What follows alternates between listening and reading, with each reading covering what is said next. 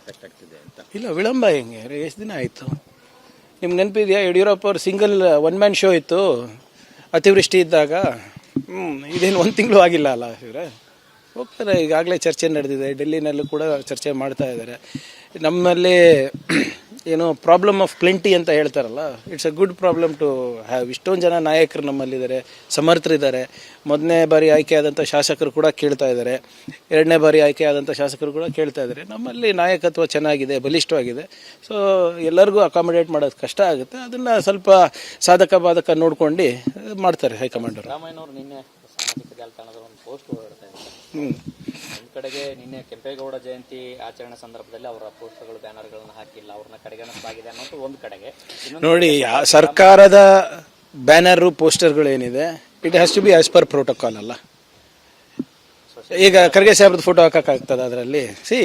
ಮತ್ತು ನೀವೇ ಹೇಳ್ತೀರಾ ಪ್ರೋಟೋಕಾಲ್ ಉಲ್ಲಂಘನೆ ಆಗಿದೆ. ಯಾರ್ಯಾರು ಅಭಿಮಾನಿಗಳು ಹಾಕ್ಕೊಳ್ಳಿ, ನಿಮ್ದನ ಹಾಕ್ಕೊಳ್ಳಿ, ನಂದನ ಹಾಕಲಿ, ಯಾರ್ದು ಅದಕ್ಕೇನು ನಿರ್ಬಂಧ ಇಲ್ಲ. ಸರ್ಕಾರದ ಪ್ರೋಟೋಕಾಲ್ ಏನಿದೆ ಅದ್ರ ಪ್ರಕಾರ. ಈಗ ನಾನು ಜಾಹೀರಾತು ನೀಡ್ತೀನಿ, ನನ್ನ ಫೋಟೋ ನೋಡಿದ್ದೀರಾ ಯಾವತ್ತನ? ನಂದೇ ಫೋಟೋ ಹಾಕಲ್ಲ ನಾನು, ಯಾಕಂದರೆ it is not as per law.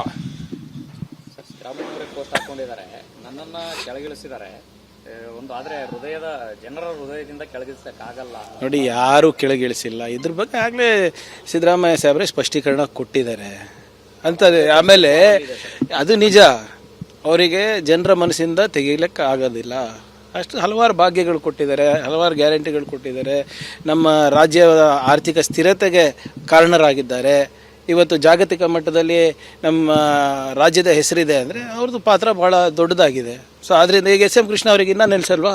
ನಾವೆಲ್ಲರೂ IT ಇದರಲ್ಲಿ ದೇವರಾಜ ಅರಸ್ ಅವರ ಹೆಸರು ಇನ್ನೂ ನಾವು ಪ್ರತಿಪಾದಿಸೋದಿಲ್ಲ, ಅವ್ರ ಹೆಸರಲ್ಲಿ ಓಟ್ ಕೇಳೋದಿಲ್ವಾ? ಹಾಗೆ ಕೆಲಸ ಮಾಡಿದ್ರೆ ಶಾಶ್ವತವಾಗಿ ಉಳಿತಾರೆ. ನಾನೇ ರಾಜೀನಾಮೆ ಕೊಟ್ಟಿದ್ದೆ, ನನ್ನ ಕೆಳಗಿಳಿಸಿದ್ದಾರೆ ಅನ್ನೋದಕ್ಕೂ ವ್ಯತ್ಯಾಸ ಇದೆ. ನೋಡಿ, ಸಾಹೇಬ್ರಿಗೆ ಹೇಳಿ ಕೇಳಿ ಹಾಕೋದಿಲ್ಲ. ನನಗೆ ಗೊತ್ತಲ್ವಾ ಅವ್ರ ಪೋಸ್ಟ್ ಯಾರು ಹಾಕ್ತಾರೆ ಅಂತ ನನಗೆ ಗೊತ್ತಿದೆ ಅಲ್ಲ. ಸಾಹೇಬ್ರು ಹಂಗೆ ಅದು ಭಾಷಣದಲ್ಲಿ ಹೇಳಿದಿದ್ರೆ ನಾನು ಒಪ್ಕೊತಾ ಇದ್ದೆ. ಏನಾಗ್ತದೆ, ಯಾರೋ ನಿರ್ವಹಣೆ ಮಾಡ್ತಾರೆ, ಅದಕ್ಕೆಲ್ಲ ಯಾಕೆ ಇದು? ಈಗ ಅವ್ರದ್ದು ಸಂಪೂರ್ಣವಾದಂಥ ಬೆಂಬಲ, ಆಶೀರ್ವಾದ ಈ ಸರ್ಕಾರಕ್ಕಿದೆ.